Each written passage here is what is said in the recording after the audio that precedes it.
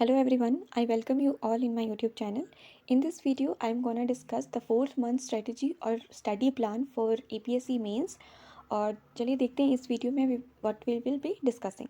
तो सबसे पहला क्या है कि क्या क्या सब्जेक्ट्स हैं और उनमें मेजर टॉपिक्स मेजर सब्जेक्ट्स क्या हैं और कितने सारे मेजर्स और माइनर सब्जेक्ट्स हैं, बहुत सारे इस पर.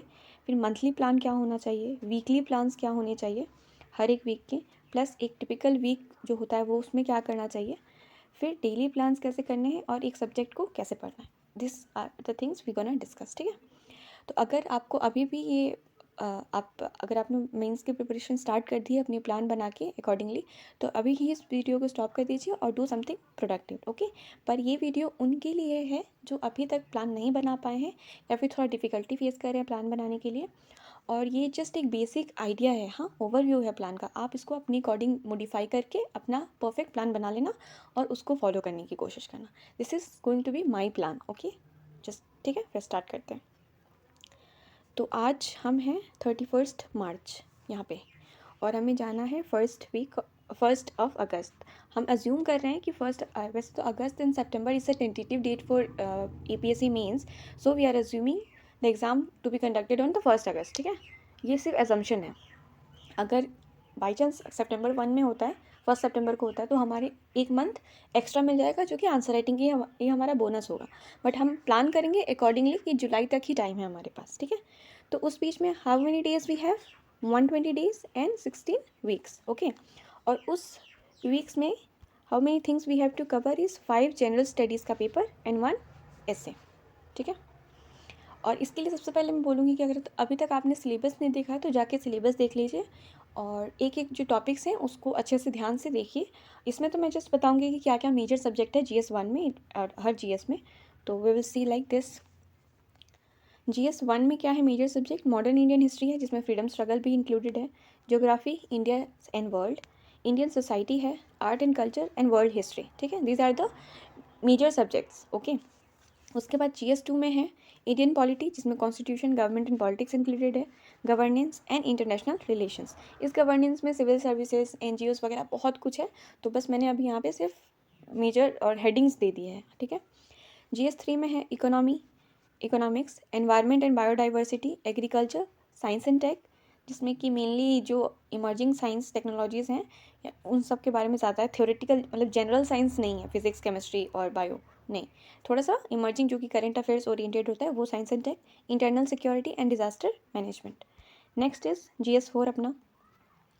GS4 में क्या है, इस एथिक्स का थ्योरी और केस स्टडीज़ है और प्लस इसमें भी गवर्नेंस है. अब हाँ, बस हो गया.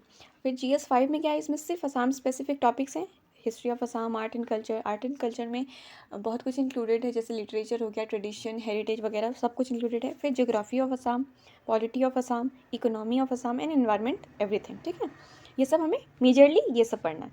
सो मैंने टॉपिक्स को या सब्जेक्ट्स को मेजर और माइनर बोल के फिर डिवाइड किया है. अब इसमें क्या है, एक और मेजर सब्जेक्ट है कि जहाँ से वेटेज ज़्यादा है, PYQ उसको देख के पता चला कि वहाँ से क्वेश्चन ज़्यादा आते हैं, तो उसको मैंने मेजर सब्जेक्ट में डिवाइड किया. प्लस जिसकी इन डेप्थ अंडरस्टैंडिंग ज़रूरी है और जो थोड़ा टाइम कंज्यूमिंग है उसको मैंने मेजर सब्जेक्ट में डाला. प्लस माइनर में उनको डाला जो 2-3 दिन मैक्सिमम में हो जाएंगे, बहुत लिमिटेड टॉपिक्स हैं उनमें तो वो हो सकते हैं, इसलिए उनको माइनर सब्जेक्ट्स में डाला. ठीक है. अब देखते हैं मेजर सब्जेक्ट क्या है. तो हिस्ट्री है इंक्लूडिंग असम, ये +A मतलब इंडिया के साथ साथ असम का भी है. ठीक है. Polity, geography, environment, economy, science and tech, ethics and ऐसे. अब आप लोग बोलोगे ऐसे तो कोई सब्जेक्ट नहीं है क्योंकि एक्स्ट्रा रीडिंग स्पेसिफिक बुक मतलब ऐसे स्पेसिफिक बुक तो पढ़नी नहीं है. बट मैं बता दूं, ऐसे लिखने के लिए एक अलग लेवल का माइंडसेट ज़रूरी होता है और इसके लिए अलग लेवल का प्रिपरेशन भी ज़रूरी है और ऐसी काफ़ी स्कोरिंग होता है, तो इसलिए हमें एक इस पर एक्स्ट्रा फोकस देना ही पड़ेगा अगर आप चाहते हो आपका रैंक आए. तो मतलब वैसा वाला सीन है. लाइक ऐसे 15 मार्कर या पॉइंट वाइज हम क्वेश्चंस नहीं लिख रहे हैं, इसमें पूरा कंसिस्टेंसी होनी पड़ेगी लिखने में और इंटर कनेक्शंस होने पड़ेंगे. इसके लिए ऐसे बहुत ज़्यादा ज़रूरी हो जाता है उस पर फोकस करना, इसलिए मैंने इसको मेजर सब्जेक्ट में डाला है. फिर आया स्मॉल सब्जेक्ट्स में या माइनर सब्जेक्ट में internal security, disaster management, governance, international relations, agriculture, society and art and culture. ठीक है. अब आप लोगों को लग रहा होगा कि इतने सारे सब्जेक्ट्स हो गए, ये तो अलग अलग पढ़ते कहाँ ही हो पाएगा 3-4 महीने में, हिस्ट्री पढ़ने में ही 1 महीना निकल जाने वाला है. पर ऐसा नहीं है, यहाँ पे आपको बहुत कुछ अलग अलग दिख रहा है, बट सी बहुत कुछ एक दूसरे से कनेक्टेड, इनफैक्ट सब कुछ ही एक दूसरे से कनेक्टेड है। फॉर एग्जाम्पल जब आप ज्योग्राफी और एनवायरनमेंट पढ़ रहे होगे ना, तो इसी से कवर हो जाएगा आपका डिज़ास्टर मैनेजमेंट और कहीं ना कहीं इंटरनल सिक्योरिटी, ये दोनों एक साथ ही हैं, प्लस पॉलिटी। और जब एथिक्स पढ़ रहे होगे तो यहाँ से आ जाएगा आपका गवर्नेंस। ये सब ही एक दूसरे से मिलते हुए, जब हम आर्ट हिस्ट्री पढ़ेंगे तो क्या उसमें आर्ट एंड कल्चर नहीं आता, उसमें हमें सोसाइटी के बारे में नहीं पता चलता क्या है क्या नहीं। तो इस हिसाब से एवरीथिंग इज़ इंटर रिलेटेड।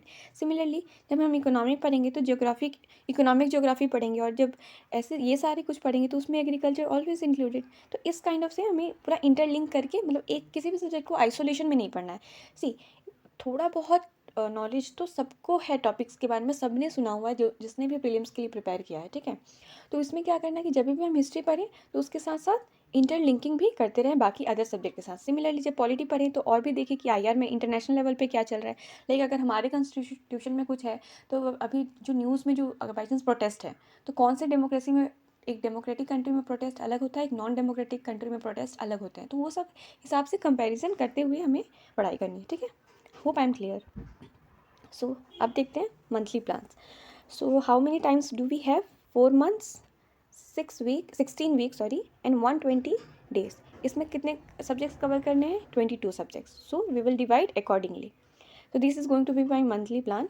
और इसमें बेसिक मंथली, एक मंथ में क्या मुझे बेसिक ध्यान देनी है, it's like 2 major subject complete करने हैं और 2 माइनर सब्जेक्ट कंप्लीट करने हैं, आंसर राइटिंग तो करनी ही है, और मंथली मुझे एटलीस्ट 2 ऐसे तो लिखने ही लिखने हैं। ऐसा इनिशियल टाइम में आप ये नहीं, सी, गोल्स आपको हमेशा रियलिस्टिक ही सेट करने हैं और टारगेट्स रियलिस्टिक ही सेट करने हैं। क्योंकि आप अगर आप बोलोगे कि आई एम गोना राइट 2 ऐसे एवरी वीक, तो वो पॉसिबल ही नहीं है। आप 1-2 वीक लिखोगे, उसके बाद हेक्टिक हो जाएगा, फ्रस्ट्रेट हो जाओगे खुद। और कभी कभी ऐसा भी होता है कि अगर आप जो टारगेट बनाओ उसको फॉलो ना करें तो एक अलग लेवल की फ्रस्ट्रेशन होती है, नेगेटिविटी आती है, डिमोटिवेशन होता है। तो उसको उन सब में नहीं जाना है। See, we have to follow the realistic goals जो कि हम एक्चुअली कर पाएँ, ठीक है। तो अप्रैल मंथ में के लिए मेरा क्या होने वाला है कि क्या कर दिया मैंने, अप्रैल मंथ के लिए क्या होने वाला है कि हिस्ट्री पॉलिटी मेजर सब्जेक्ट में रहेगा, माइनर में रहेगा गवर्नेंस एंड आईआर, फिर असम स्पेसिफिक जो कि इनसे रिलेटेड है वो भी मैं कर लूँगी, प्लस एथिक्स के कुछ चैप्टर्स पढ़ूंगी अप्रैल में। प्लस फिर मई में क्या होगा, ज्योग्राफी एंड एनवायरनमेंट पढ़ूंगी, फिर international security and disaster management. See, ये चारों ही एक दूसरे से रिलेटेड है, तो अगर हम साथ में करेंगे तो it will be beneficial for us. वैसे ही फिर असम स्पेसिफिक एथिक्स। जून का क्या है, economic and science and tech, agri society and art and culture. क्योंकि साइंस एंड टेक थोड़ा छोटा टॉपिक, मतलब हो जाएगा कवर, गिने लिमिटेड टॉपिक से करने हैं, तो इसलिए मैंने यहाँ पे 3 माइनर सब्जेक्ट ले लिए, ठीक है। फिर असम स्पेसिफिक एथिक्स। उसके बाद एक इम्पॉर्टेंट चीज़ है जो कि जुलाई में होने वाला है, क्योंकि इतना ही में हमने लगभग अपने 12 सब्जेक्ट्स कंप्लीट कर लिए 3 मंथ्स में, अलॉन्ग विद आंसर राइटिंग, ठीक है, अगर हम इस प्लान के अकॉर्डिंग चल रहे हैं तो। फिर जुलाई में what we have to do is value addition for each topic, like reading reports, facts, collecting facts regarding every topics and important current affairs, कि अगर कोई MIU साइन हुआ है, सबमिट हुआ इंपॉर्टेंट, जो कि हम आंसर राइटिंग में लिख सकें, वो सारा कुछ करना है, ठीक है। उसके बाद है completion of any topic that's left. मतलब बाई चांस ऐसा हो सकता है ना कि इस 3 मंथ्स में you are unable to for example complete international security, तो what will you do is in जुलाई में आप वो इंटरनल सिक्योरिटी को कंप्लीट करोगे, क्योंकि ये बफर भी है, बफर मंथ है जिसमें कि कंप्लीशन भी होगा। उसके बाद इसमें एक फुल, अब इस ये जुलाई वाला जो टाइम रहेगा ना, उसमें we should be doing is to attempting full length test for mains. मतलब ऐसा नहीं कि 2-4 क्वेश्चन या 5 क्वेश्चन आप डेली लिख रहे हो तो कुछ फ़ायदा होने वाला नहीं है। आपको बाकायदा फुल लेंथ टेस्ट, मतलब 3 घंटे बैठ के लिखने होंगे चीज़ें, क्वेश्चंस पूरा 250 मार्क्स के क्वेश्चंस पेपर पूरा अटैम्प्ट करना होगा विद द सेम टाइमिंग, कि अपनी बॉडी को एडजस्ट करने के लिए। तो वो हम लोग जुलाई में करेंगे, ठीक है। सो अब उस मंथली प्लान्स को क्या करते हैं, वीकली प्लान में कैसे डिवाइड करना है।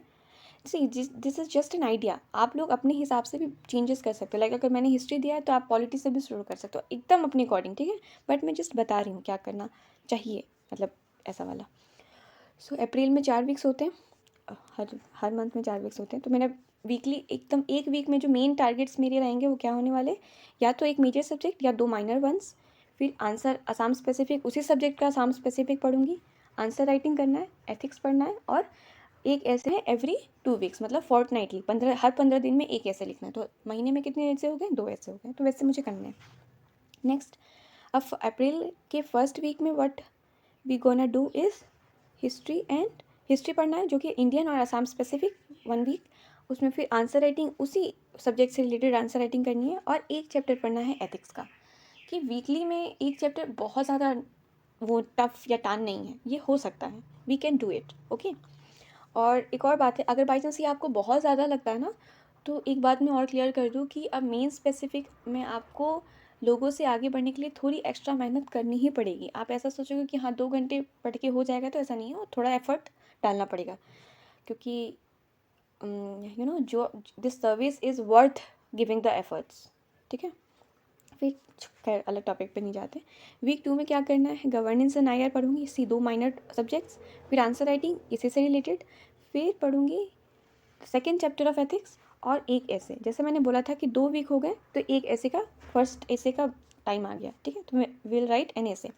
और ऐसे अब ऐसा नहीं होगा कि मैंने इतना कुछ पढ़ा है और मैं ऐसे कुछ और एकदम टफ टॉपिक ले लूँ, नहीं, बिल्कुल नहीं करना ऐसा। लाइक मैंने हिस्ट्री पढ़ लिया, गवर्नेंस पढ़ा, IR पढ़ा, ठीक है, ये 3 चीज़ पढ़ी है अभी मैंने, तो मैं टॉपिक भी कुछ इसी टाइप से लूँगी, या फिर इसी से GS से रिलेटेड ही सब्जेक्ट लूँगी। फॉर एग्जांपल अगर आप एजुकेशन या वुमेन एम्पावरमेंट लेते हो, एक सिंपल ग्रेजुएट और एक सिविल सर्विस एस्पिरेंट से इतना तो एक्सपेक्ट किया जा सकता है ना, कि ही और she must be knowing something about this. Like for example education हमारे कंट्री में प्रॉब्लम क्या है, उसके सॉल्यूशंस, पॉसिबल सॉल्यूशंस क्या हो सकते हैं, NEP 2020 जो आई है वो, प्लस और क्या क्या जो स्कीम्स गवर्नमेंट वो मतलब लेके आई है, वो सारा कुछ, वो सब थोड़ी बहुत बेसिक आइडिया तो है ही। और हमारा हिस्ट्री में कैसा था एजुकेशन सिस्टम, मिडिवियल टाइम में कैसा हुआ, अभी कैसा है, वो हमने पढ़ा हुआ है कहीं ना कहीं, तो उसको थोड़ा बहुत दिमाग लगा के कुछ तो लिख ही सकते हैं। ऐसा तो नहीं हो सकता है कि एकदम ब्लैंक हो जाएंगे। Like you are given to write on women empowerment, चलो आप 1000 वर्ड नहीं लिख सकते, पर आप 500 वर्ड, चलो वो भी नहीं लिख सकते, 200 वर्ड्स तो लिख ही सकते हो। You can try at least. Women की इश्यूज़ पता है आपको, उसके पीछे की स्कीम्स पता है, और उनमें क्या क्या और किया जा सकता है वो आपको पता है, यू कैन डू। तो वो सारे टॉपिक से लेने हैं, कुछ एक्स्ट्रा ऑर्डिनरी फिलोसॉफिकल टॉपिक नहीं लेना है जो समझ ही में नहीं आए, या फिर कोर्ट बेस्ड नहीं लेना है, ठीक है। जस्ट सिंपल टॉपिक्स वैसे स्टार्ट करनी है इसे, क्योंकि ये ऐसे काफ़ी पहला होने वाला ना स्टार्टिंग, प्रीलिम्स में तो ऐसे कोई लिखता नहीं है, तो इसीलिए ऐसा मैंने सोच के रखा है। तो आई होप आपके काम आएंगे। फिर थर्ड वीक में क्या करनी है, थर्ड वीक में विल डू पॉलिटी, इंडियन और आसाम दोनों का। फिर आंसर राइटिंग पॉलिटी से ही रिलेटेड, और थर्ड चैप्टर ऑफ एथिक्स। और अब fourth week is very important. हाँ, अब वाई फोर्थ वीक की एक week is important is that every month में क्या होने वाला है कि मैं बफर पीरियड या असेसमेंट के लिए एक वीक छोड़ूंगी। असेसमेंट क्या, कि मैंने पूरे मंथ में क्या क्या किया है। अब ऐसा हो सकता है ना कि कभी तबीयत ख़राब हो गई हमारी, कभी कुछ टारगेट्स पूरे नहीं हो पाए, या फिर कुछ ऐसा अनफॉर्सीन सर्कमस्टेंसेस आ गए, फॉर एग्जांपल गेस्ट आ गए, या फिर कुछ भी ऐसा हो सकता है। अब अप्रैल में कितनी टाइम तो हमारा बिहू में जाएगा, एटलीस्ट वी कैन एक्सपेक्ट कि 3-4 दिन तो पढ़ाई नहीं होगी, तो उसमें वो उसको कवर करने के लिए हमें एक एक्स्ट्रा वीक चाहिए। तो इसीलिए मैंने इस फोर्थ वीक को एक्स्ट्रा में रखा है, जिसमें क्या करेंगे, बफर पीरियड में अगर इन सब में कुछ रह गया है कुछ कंप्लीट करना, तो we will do in the fourth week. उसके बाद असेसमेंट करेंगे कि जो हमने पढ़ा वो सही पढ़ा भी या नहीं, वो सारा कुछ असेसमेंट होगा। उस पर मैं कभी और कुछ बताऊंगी कि कैसे असेसमेंट करते हैं। और देखो ये फोर्थ वीक है, मतलब सेकेंड ऐसे का टाइम आ गया, तो इसमें सेकेंड ऐसे लिखेंगे, this is going to be my week. Next is May का भी सेम होने वाला है। For example week 1 first week में क्या होगा, geography, Indian and Assam both, फिर आंसर राइटिंग और fourth chapter of ethics. Week 2 में internal security and disaster management, फिर आंसर राइटिंग उससे रिलेटेड, और fifth chapter of ethics. Answer writing में आपको क्या करना है कि डेली एटलीस्ट 2 आंसर तो लिखने ही है, और मैक्सिमम आप 5 से 10 जा सकते हैं, बट इतना हो नहीं पाएगा, मुझे भी पता है दिस इज़ नॉट प्रैक्टिकल। तो at least try to write answer at least 2 question related to the topic daily, not weekly. उसके बाद है ये थर्ड ऐसे का टाइमिंग। फिर वीक थर्ड में क्या करना है, मैं एनवायरनमेंट पढ़ूंगी, दोनों ही कंट्री और आसाम स्पेसिफिक, आंसर राइटिंग, और 6th चैप्टर, 7 to 8 चैप्टर हैं अगर केस स्टडीज़ को इंक्लूड कर ले तो एथिक्स में, तो 6 चैप्टर पढ़ूंगी। और फिर वीक 4 में वही असेसमेंट पीरियड, फोर्थ ऐसे और completion of left over topic, ठीक है। जून में होने वाला है वही वीक 1 में इकोनॉमिक्स, फिर आंसर राइटिंग और 7 चैप्टर ऑफ एथिक्स। फिर नेक्स्ट में agriculture and society, AW answer writing और केस स्टडीज़ पढ़नी है, क्योंकि अब चैप्टर्स कंप्लीट हो चुके हैं एथिक्स के, और ये ऐसे लिखने हैं, सेकेंड वीक आ गया ना इसलिए। फिर वीक 3 में साइंस से tech, AR art and culture plus answer writing, इनसे स्पेसिफिक, ठीक है। तो ये हमें करना है। और 4th वीक में वही जो कि यहाँ बचे उनका असेसमेंट टॉपिक को कंप्लीट करना है और अपना नेक्स्ट एसे लिखना है। अब आया मेन जुलाई वाला। जुलाई क्या है हमारा एक्स्ट्रा मंथ है, क्योंकि 3 मंथ्स में तो हमने सारे सब्जेक्ट ऑलमोस्ट कंप्लीट कर लिए हैं। विथ देखो कभी कभी ऐसा ये असेसमेंट वीक में ना वो भी हो सकता है कि आपको कभी कभी कुछ भी प्रॉब्लम नहीं है, ना तबीयत खराब है ना कुछ, लेकिन मूड ही नहीं है पढ़ने का। तो उसमें क्या हो कि आप 1-2 दिन का ब्रेक ले लो, रिफ्रेशमेंट करो, क्योंकि लाइफ इज़ लाइक लाइफ भी हम इसमें अपना लाइफ भी इन्वेस्ट कर रहे हैं। तो उसके लिए मस्त थोड़ा 1-2 दिन का टाइम लो, ब्रेक लो, मूवीज़ वूवीज़ देखो, या फिर जैसे भी आपको इन्जॉय करना है करो, फिर बैक टू द स्टडी ऐसे करना है। तो इस वो असेसमेंट पीरियड या जो एक्स्ट्रा पीरियड है ना उसमें आ जाएगा, ठीक है। जुलाई में क्या करना है, वैल्यू एडिशंस करने हैं हर टॉपिक्स के लिए। इसके लिए रिपोर्ट्स पढ़नी है फॉर एग्जांपल, ये एग्जांपल्स है, हाँ इसके अलावा भी आप बहुत कुछ पढ़ सकते हो, बट ये मस्ट है टाइप थिंग है कि नीति आयोग एट 75 पे है। बहुत सारे सजेशंस मिल जाएंगे, प्रॉब्लम्स मिल जाएंगे, every topics specially for GS3। ORF at 75, इसको ये भी बहुत ब्यूटीफुल डॉक्यूमेंट है। ARC स्पेशली एथिक्स के लिए, वो तो पढ़नी ही चाहिए। प्लस economic survey and budget India और आसाम दोनों का, और इंपॉर्टेंट करंट अफेयर्स और फैक्ट वहाँ से कलेक्ट करेंगे, क्यों वो वैल्यू एडिशन करना है हमें हर टॉपिक के लिए। प्लस रिविजन्स करने हैं जो भी हमने पढ़ा, और फुल लेंथ टेस्ट देने हैं और PYQs के मॉडल आंसर प्रिपेयर करने हैं। ये हमें जुलाई में करना है। अगर अगस्त का टाइम मिला तो we will do the same, like writing, we will follow this वाला routine, revision and full length test, ठीक है। Only answer writing can save us in mains. So ये तो वीकली प्लान्स हो गए। और अब एक टिपिकल प्रोडक्टिव वीक कैसा होना चाहिए अकॉर्डिंग टू मी, ये कोई साइंटिफिक नहीं है कि ऐसा ही होना चाहिए, कोई आइडियल नहीं है कि ऐसा ही होना चाहिए, कुछ भी नहीं। बस मुझे क्या लगता है कि मेरा भी ऐसा दिखना चाहिए कि जो Monday to Friday this 5 days should be devoted to the subject I have chosen. Like अगर मेजर सब्जेक्ट लिया है तो उसमें करना है, माइनर वाला लिया है तो पूरा इन दिन उसको ही पढ़ना है। और डेली न्यूज़पेपर का तो कोई सब्स्टिट्यूट नहीं है, ये तो we have to do it, okay, every single day. उसके बाद Saturday, every week Saturday is specially dedicated to ethics मेरा, क्योंकि एक चैप्टर ही करने हैं हमें वीकली, और वीकली तो एक चैप्टर के लिए एक दिन मोर देन इनफ है, ठीक है। इसमें तो आप आंसर राइटिंग भी कर सकते हो एथिक्स के लिए, but I will not include, it's up to you, if you want to write answer do write. अगर मुझे टाइम मिलता है तो मैं भी लिखूंगी, बट हाँ सैटरडे को एथिक्स ही करना है। उसके बाद आप देखो संडे को क्या करना है। संडे को असेसमेंट होना चाहिए पूरे वीक का, कि आपने क्या पढ़ा, कैसे यूटिलाइज़ किया वीक को, कुछ अनप्रोडक्टिव तो नहीं किया, या सब कुछ एवरीथिंग। उसके बाद जब भी आप पढ़ोगे ना ये 5 दिन में, तो आप उसको हाईलाइट भी करते जाओगे ओबियसली इंपॉर्टेंट टॉपिक्स को। तो उस हाईलाइटेड पॉइंट्स का रिवीजन होना चाहिए संडे को, एवरी संडे की जो भी आपने पूरी वीक पढ़ा उसको रिवाइज करना है। प्लस ऐसे लिखना है एवरी सेकेंड वीक, हाँ एवरी फोर्टनाइटली। ये होना चाहिए एक typical productive week according to me. Next daily plan, तो डेली प्लान तो आपके अकॉर्डिंग होना चाहिए। लाइक आप वर्किंग प्रोफेशनल भी हो सकते हो, स्टूडेंट भी हो सकते हो, और सबका शेड्यूल अलग अलग होता है। कोई ज़्यादा से ज़्यादा पढ़ सकते हैं, कोई कम से कम पढ़ता है, और मतलब सबके अलग अलग क्राइटेरिया होते हैं। तो मेरे लिए बेसिक क्या है जो कि मैं फॉलो करने वाली हूँ, कि मैं ये रूल फॉलो करने वाली हूँ, 8-8-8। 8 घंटे की स्लीप सोना है, 8 घंटे पढ़ना है, और 8 घंटे बाकी सारे काम करना है जिसमें रिफ्रेशमेंट भी हो। जैसे मेरा रिफ्रेशमेंट है यूट्यूब वीडियो बनाना और थोड़ा बहुत देखना भी, तो वो मैं देखती हूँ, तो मुझे ये करना है, ठीक है। स्लीप का तो खैर ये अब आप लोग बोलोगे कि स्टूडेंट होकर 8 घंटे सोना है, तो 8 घंटे सोना माइंड को रिफ्रेशमेंट और उसको रिवायर रिचार्ज करने के लिए बहुत ज़रूरी होता है। I can't emphasise on that sleep. हाँ पता नहीं कैसे लोग 4 घंटे सो के काम कर लेते हैं, मेरे से तो बिल्कुल नहीं होता। I need a proper sleep to function properly. और मैंने अभी 1-2 वीडियो नहीं ग्रुप में देखा, लोग बोल रहे थे कि प्रीलिम्स के 2-3 दिन पहले ना they were not even sleeping properly, तो उसका अफेक्ट उनको एग्ज़ाम के दिन भी दिखा। ये एक्चुअली होता भी है, जब आप 2-3 दिन नहीं सो तो आपका हेडेक रहेगा, कुछ पढ़ने का मन नहीं करेगा, और वैसा नहीं होना चाहिए। इसलिए प्रॉपर स्लीप इज़ रिक्वायर्ड, ठीक है। और ये 8 घंटे में नहाना, खाना पीना, किसी से बात करना, आपके अगर कुछ हॉबी है तो वो फॉलो करना, एवरीथिंग इज़ इंक्लूडेड। और 8 घंटे की स्टडी। अब देखो आप इस 8 घंटे से कम भी पढ़ सकते हो, 8 घंटे से ज़्यादा भी पढ़ सकते हो, ये अकॉर्डिंग टू यू है, as per you, but this is the basic things what I am gonna share with you, ठीक है। तो ये होने वाला है। और अब इस 8 घंटे में आप क्या पढ़ोगे, ये आपका प्लान होना चाहिए कि कौन कौन से टॉपिक्स आप कवर करोगे, ये प्रॉपर आपका प्लान होना चाहिए। और ये मैं बनाऊँगी, तो मेरा प्लान बता के कोई फ़ायदा नहीं है, तो आप इसका बना लेना, ठीक है। I hope you are understanding. और एक अब ऐसा है कि एक और क्वेश्चन है कि किसी भी एक सब्जेक्ट को प्रॉपर वे क्या है पढ़ने का। तो according to me the proper way to approach any subject is to read the syllabus of that particular subject very first. Syllabus में देखना है कि उस टॉपिक से रिलेटेड क्या क्या, उस सब्जेक्ट से रिलेटेड क्या क्या टॉपिक मैंशनड है, और उसको रट लेना है इनफैक्ट। उसके बाद उसी सब्जेक्ट का PYQs लेना है, और ये वीकली आप अगर एक सब्जेक्ट को दे रहे हैं ना, तो हार्डली 2-3 घंटे लगेंगे इन दोनों को कवर करने में, ठीक है। तो इतना ज़्यादा कोई लॉस नहीं होने वाला, इनफैक्ट आपकी बेनिफिट ही होने वाली है।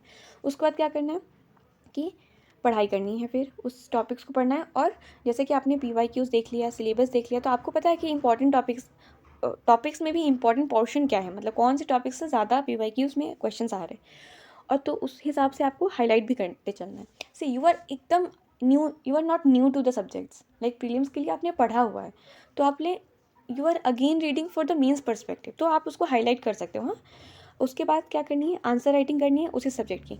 अगर क्वेश्चंस आपको नहीं मिलते ना, तो आप PYQs को ही अटैम्प्ट करो, this is more than enough. और अगर आप करंट अफेयर पढ़ना चाहते हो या आंसर करना चाहते हो, तो इनसाइट्स ऑन इंडिया पे आपको बहुत सारे क्वेश्चंस मिल जाएंगे।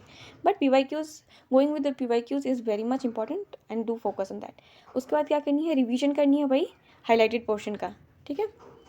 फिर क्या करनी है कि आप हाईलाइटेड पोर्शन, एक आपने पहले रीडिंग ली, फिर उसको हाईलाइट किया, और उस हाईलाइटेड पोर्शन का रिवीजन भी हो गया, तो अब क्या करनी है आपको, उस हाईलाइटेड पोर्शन का नोट्स बनाने हैं। अगर आप बोलोगे तो मैं अपने नोट्स मैं कैसे बनाती हूँ, मैं शेयर करूँगी, कुछ नोट्स बनाए हुए हैं मैंने, कुछ नहीं इनफैक्ट बनाए हुए हैं नोट्स, तो उनको मैं शेयर कर दूँगी। But this is how I wanted to help you. अगर किसी एक की भी इस वीडियो से हेल्प होती है ना, तो मुझे बहुत ज़्यादा अच्छा लगेगा। और आपको कुछ भी इम्प्रूवमेंट अगर इसमें लग रहा है कि ये गलत है, ये ऐसे होना चाहिए, तो please let me know in the comment section, क्योंकि हम सब सीख रहे हैं। हाँ, improvement is required for everybody and everybody is learning, so please let me know, and thank you for watching.